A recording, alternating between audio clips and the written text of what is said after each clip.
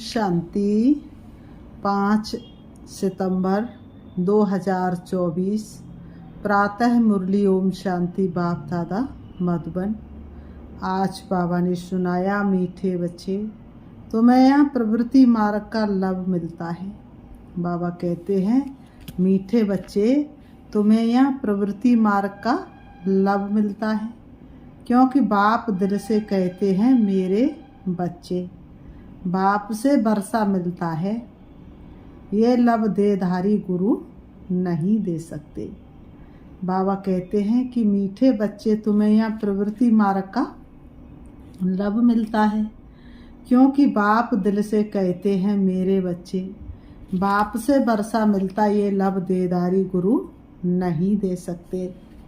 आज की मुरली से बाबा ने प्रश्न किया है, जिन बच्चों की बुद्धि में ज्ञान की धारणा है, सुरूढ़ बुद्धि है, उनकी निशानी क्या होगी। जिन बच्चों की बुद्धि में ज्ञान की धारणा है, सुरूढ़ बुद्धि है, उनकी निशानी क्या होगी। उत्तर में बाबा ने बताया, उन्हें दूसरों को सुनाने का शौक होगा, उनकी बुद्धि मित्र संबंधियों आदि में भटकेगी नहीं। सुरूढ़ बुद्धि जो होते हैं वह पढ़ाई में कभी उबासी आदि नहीं रहेंगे, स्कूल में कभी आंखें बंद करके नहीं बैठेंगे। जो बच्चे तबाही होकर बैठते, जिनकी बुद्धि इधर उधर भटकती रहती, वह ज्ञान को समझते ही नहीं। बाबा कहते उनके लिए बाप को याद करना बड़ा मुश्किल है, उनके लिए बाप को याद करना बड़ा मुश्किल है। ओम शांति। ये है बाप और बच्चों का मेला, गुरु और चेले अथवा शिष्यों का मेला नहीं। बाबा ने कहा गुरु चेला शिष्यों का मेला नहीं, किसका मेला है? बाप और बच्चों का मेला। इन गुरु लोगों की दृष्टि रहती है कि ये हमारे शिष्य हैं अथवा फॉलोअर्स व जिज्ञासु हैं। हल्की दृष्टि हो गई ना, वह उस दृष्टि से ही देखेंगे। बाबा ने कहा वह शिष्य की दृष्टि से ही देखेंगे, आत्मा को नहीं। वह देखते हैं शरीरों को, और वह चेले भी देहधारी होकर बैठते हैं, उनको अपना गुरु समझते, दृष्टि ही वह रहती है। उनको अपना गुरु समझते, उनकी दृष्टि ही वह रहती है कि हमारा गुरु है। गुरु के लिए रिगार्ड रखते हैं। यहाँ तो बहुत फ़र्क है। बाबा ने कहा यहाँ और वहाँ में तो बहुत फ़र्क है। यहाँ बाप ही बच्चों का रिगार्ड रखते हैं, जानते इन बच्चों को पढ़ाना है। ये सृष्टि चक्र कैसे फिरता है, बेहद की हिस्ट्री ज्योग्राफी बच्चों को समझानी है। उन गुरुओं की दिल में बच्चे का लब नहीं होगा। बाप के पास तो बच्चों का बहुत लब रहता है, और बच्चों का भी बाप पर लब रहता है। तुम जानते हो, बाबा तो हमको सृष्टि चक्र का ज्ञान सुनाते हैं। तुम जानते हो, श्री बाबा तो हमको क्या करते हैं? सृष्टि चक्र का ज्ञान सुनाते हैं। बाबा ने कहा बाबा तो हमको सृष्टि चक्र का ज्ञान सुनाते हैं।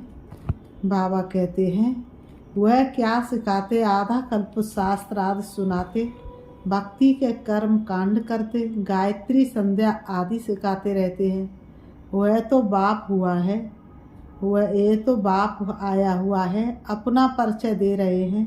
हम बाप को बिल्कुल नहीं जानते थे, सर्वव्यापी ही कह देते थे। कभी भी पूछो परमात्मा कहाँ है तो झट कहेंगे वह तो सर्वव्यापी है। तुम्हारे पास मनुष्य जब आते हैं तो पूछते ये यहाँ क्या सिखाया जाता है? बोलो हम राजयोग सिखाते हैं, जिससे तुम मनुष्य से देवता अर्थात राजा बन सकते हो। और कोई सत्संग ऐसा नहीं होगा जो कहे हम मनुष्य से देवता बनने की शिक्षा देते हैं। देवताएं होते हैं सतयुग में, कलयुग में है मनुष्य। अब हम तुमको सारे सृष्टि चक्र का राज समझाते, जिससे तुम चक्रवर्ती राजा बन जाएंगे, और फिर तुमको पावन बनने की बहुत अच्छी युक्ति बताते हैं। ऐसी युक्ति कभी कोई समझा न सके। ये है सहज राजयोग। बाप है पतित पावन, वह सर्वशक्तिवान भी है, तो उनको याद करने से ही पाप भस्म होंगे। क्योंकि योग अग्नि है ना, तो यहाँ नई बात सिखलाते हैं। यह ज्ञान मार्ग है। ज्ञान सागर एक ही बाप होता है। ज्ञान और भक्ति अलग अलग है। ज्ञान सिखाने के लिए बाप को आना पड़ता है। बाबा कहते ज्ञान सिखाने के लिए शिव बाबा को धरती पर आना पड़ता है। बाबा कहते हैं तो बाबा कहते ज्ञान सिखाने के लिए उनको आना पड़ता है। तो बाबा कहते क्योंकि वही ज्ञान का सागर है, वह खुद आकर अपना परिचय देते कि मैं सबका बाप हूँ। ब्रह्मा द्वारा सारी सृष्टि को पावन बनाता हूँ। पावन दुनिया है सतयुग, पतित दुनिया है कलयुग। तो सतयुग आदि कलयुग अंत का ये है संगम युग। इनको लीप युग कहा जाता है। इसमें हम जंप मारते हैं। कहाँ पुरानी दुनिया से नई दुनिया में जंप मारते हैं। वह तो सीढ़ी से धीरे धीरे नीचे उतरते आए हैं। यहाँ तो हम छींची दुनिया से नई दुनिया में एकदम जंप मारते हैं, सीधा चले जाते हैं ऊपर। बाबा कहते पुरानी दुनिया को छोड़ हम नई दुनिया में जाते। ये है बेहद की बात। बेहद की पुरानी दुनिया में ढेर मनुष्य है। नई दुनिया में तो बहुत थोड़े मनुष्य होते हैं, जिसको स्वर्ग कहा जाता है। वहाँ सब पवित्र रहते हैं। कलयुग में है सब अपवित्र। अपवित्र रावण बनाते हैं। ये तो सबको समझाते हैं कि तुम अब रावण राज्य अथवा पुरानी दुनिया में हो। असल में राम राज्य में थे, जिसको स्वर्ग कहा जाता था। फिर कैसे 84 का चक्र लगाकर नीचे गिरे हो, सो तो हम बता सकते हैं। जो अच्छे समझदार होंगे वह झट समझेंगे। जिसको बुद्धि में नहीं आएगा वह तो तबाही के मिसल इधर उधर देखते रहेंगे, अटेंशन से सुनेंगे ही नहीं। कहते हैं ना तुम तो जैसे तबाही हो, कहते तुम तो जैसे तबाही हो, मजबूरी में बैठे हो। सन्यासी लोग भी जब कथा बैठ सुनाते हैं तो कोई झुटका खाते या टेंशन और तरफ रहता है, तो अचानक उनसे पूछते क्या सुनाया। बाप भी सबको देखते रहते हैं, कोई तबाही तो नहीं बैठे हैं। अच्छे सुरूढ़ बुद्धि बच्चे जो होते हुए पढ़ाई में कभी उबासी आदि नहीं लेंगे। स्कूल में कभी कोई आंखें बंद करके बैठे, ये तो कायदा नहीं। कुछ भी ज्ञान को समझते नहीं। बाप को याद करना उनके लिए बड़ा मुश्किल है। फिर पाप कैसे कटे। बाबा कहते फिर पाप कैसे कटे। सुरूढ़ बुद्धि तो अच्छी रीति से धारण कर औरों को सुनाने का शौक रखते हैं। ज्ञान नहीं है तो बुद्धि मित्र संबंधियों की तरफ भटकती रहती है। यहाँ तो बाप कहते हैं और सब कुछ भूल जाना है। यहाँ तो शिव बाबा कहते मीठे बच्चे और सब कुछ भूल जाना है। पिछाड़ी में कुछ भी याद ना आए। बाबा ने सन्यासियों आदि को देखा हुआ है, जो पक्के ब्रह्म ज्ञानी होते हैं। सवेरे ऐसे बैठे बैठे ब्रह्म में तत्व को याद करते करते शरीर छोड़ देते हैं। उनके शांति का प्रभाव बहुत होता है। बाबा ने कहा उनकी शांति का प्रभाव बहुत होता है, क्योंकि वह ब्रह्म में लीन होने का पुरुषार्थ करते हैं ना। अब वह ब्रह्म में लीन तो हो ना सके, फिर भी माता के गर्भ से जन्म लेना पड़ता है। बाबा ने कहा फिर भी उनको माता के गर्भ से ही जन्म लेना पड़ता है कि क्योंकि कोई भी आत्मा कितना भी पुरुषार्थ करे, चाहे अग्नि में अपने तन को जला ले, चाहे पानी में गला ले, लेकिन कोई भी वापस परम धाम जाकर के ब्रह्म में लीन हो नहीं सकते। बाप ने समझाया है। वास्तव में महात्मा तो श्री कृष्ण को कहा जाता है। बाबा कहते अगर महात्मा कहने के लिए बात आए तो वास्तव में सच्चा महात्मा तो कौन है? श्री कृष्ण। श्री कृष्ण को ही महात्मा कह सकते हैं।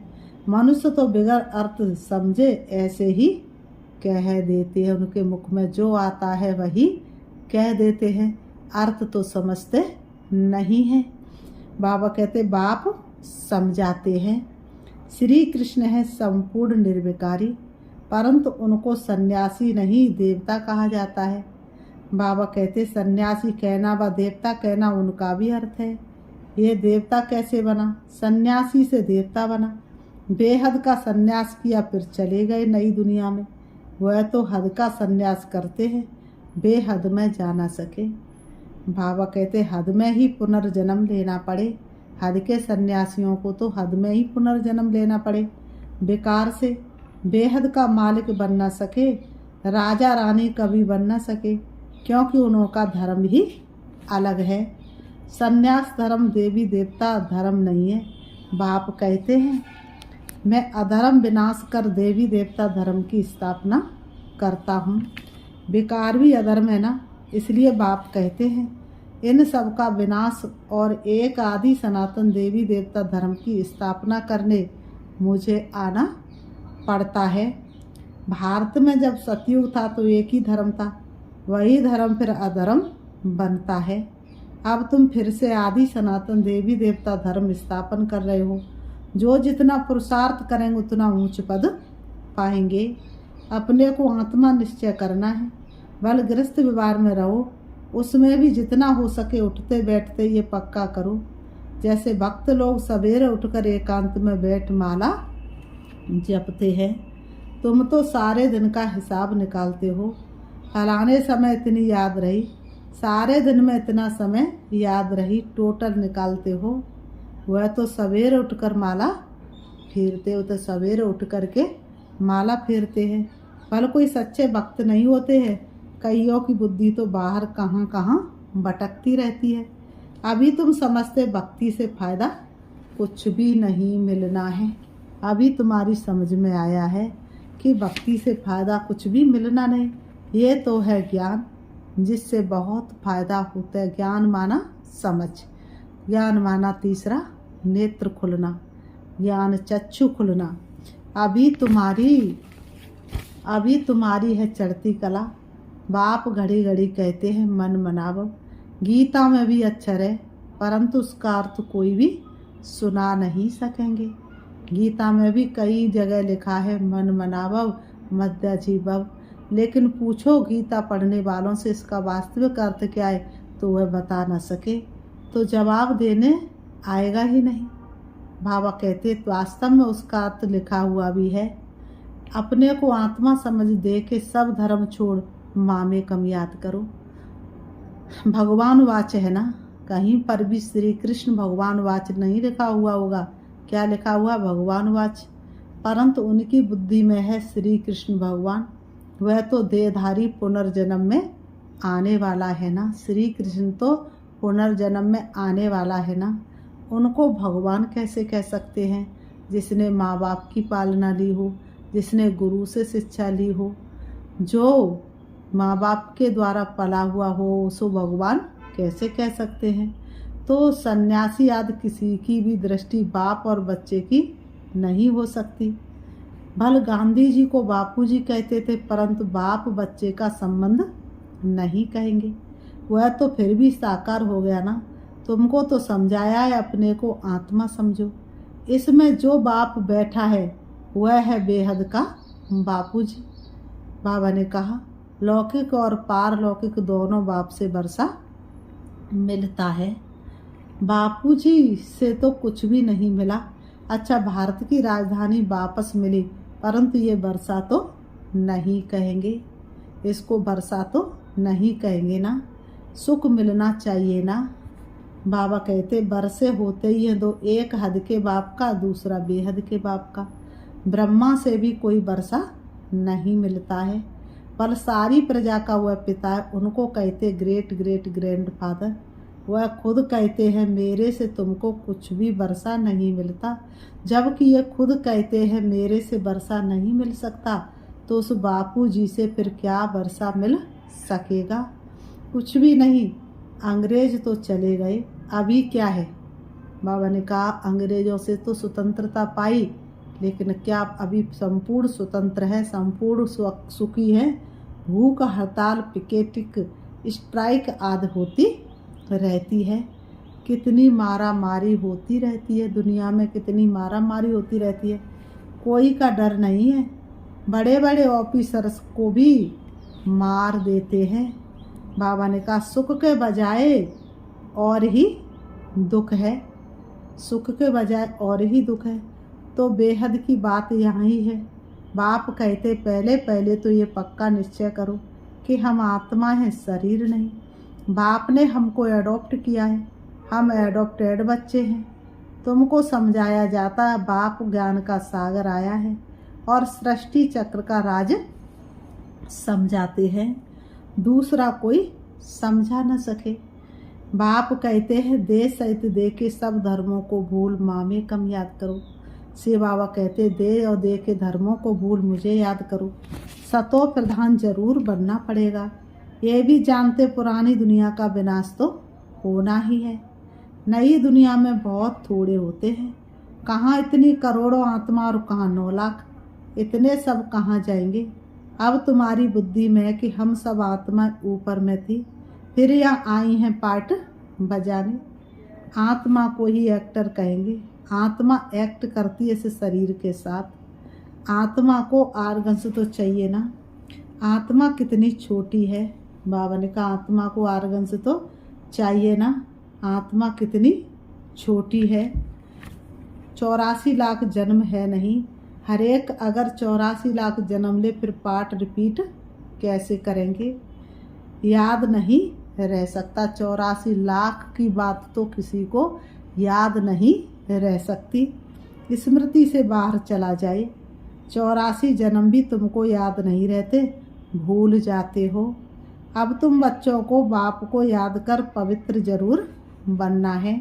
इस योग अग्नि से विक्रम विनाश होंगे, यह भी निश्चय है। बेहद के बाप से बेहद का वर्षा हम कल्प कल्प लेते हैं। अब फिर स्वर्गवासी बनने के लिए बाप ने कहा है कि मामेकम याद करो, क्योंकि मैं ही पतित पावन हूँ। शिव बाबा कहते पतितों को पावन बनाने वाला एक बाप ही है। तुमने बाप को पुकारा है ना, तो अब बाप आए हैं पावन बनाने। पावन होते हैं देवता, पतित होते हैं मनुष्य। पावन बनकर फिर शांति धाम में जाना है। तुम शांति धाम जाना चाहते हो या सुख धाम आना चाहते हो? सन्यासी तो कहते हैं सुख काग विष्टा के समान है, हमको शांति चाहिए। बाबा कहते तो वह सतयुग में कभी आ नहीं सकेंगे, क्योंकि उनको सुख तो चाहिए नहीं, शांति चाहिए। तो शांति तो कहाँ मिलेगी? परम धाम में मिलेगी।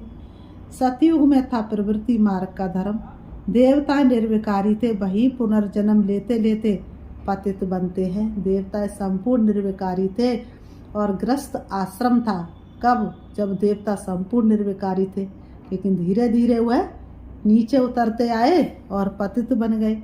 अब बाप कहते निर्विकारी बनना है, स्वर्ग में चलना है तो मुझे याद करो, तो तुम्हारे पाप, बाबा कहते स्वर्ग में चलना है तो मुझे याद करो तो तुम्हारे पाप कट जाए, पुण्य आत्मा बन जाएंगे।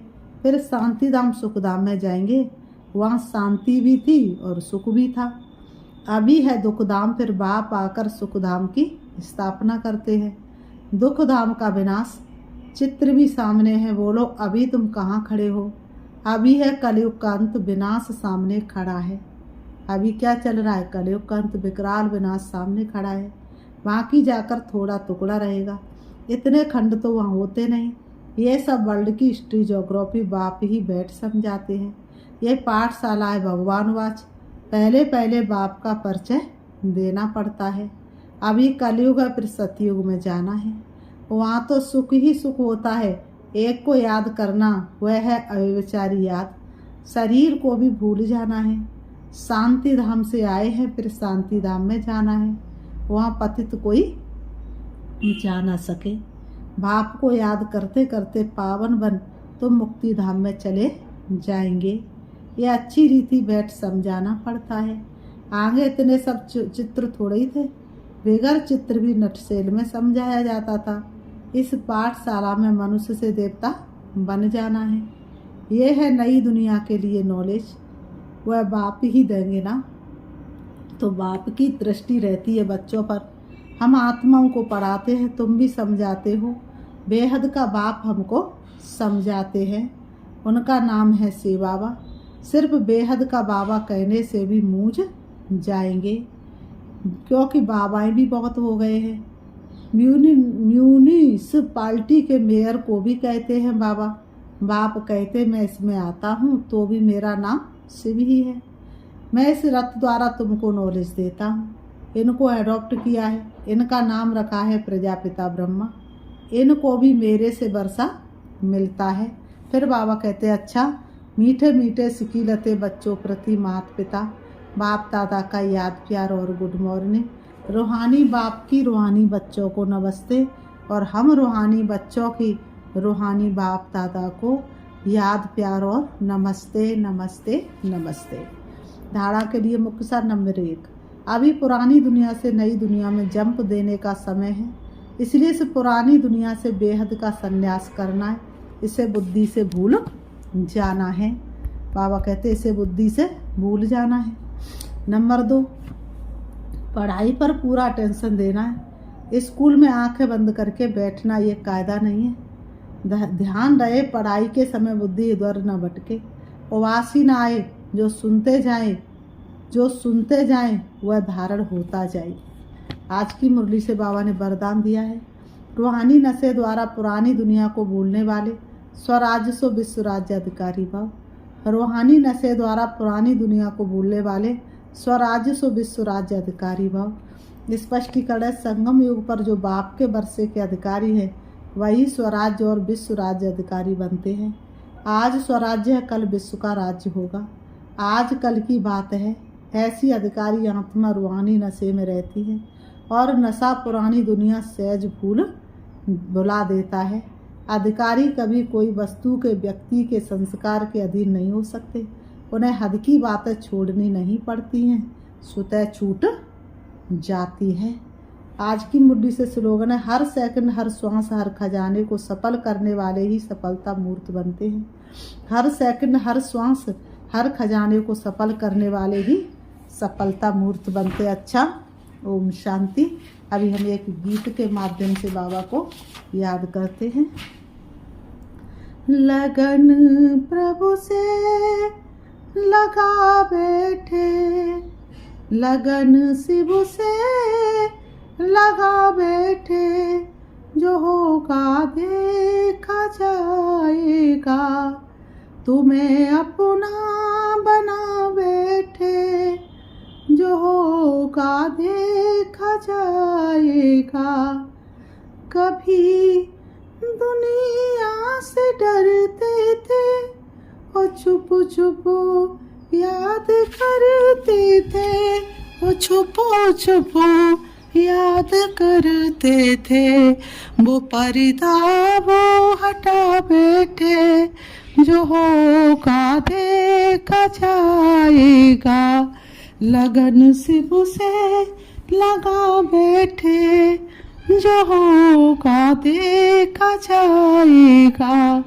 कभी डर था कि ये दुनिया हमें बदनाम कर देगी, हमें बदनाम कर देगी।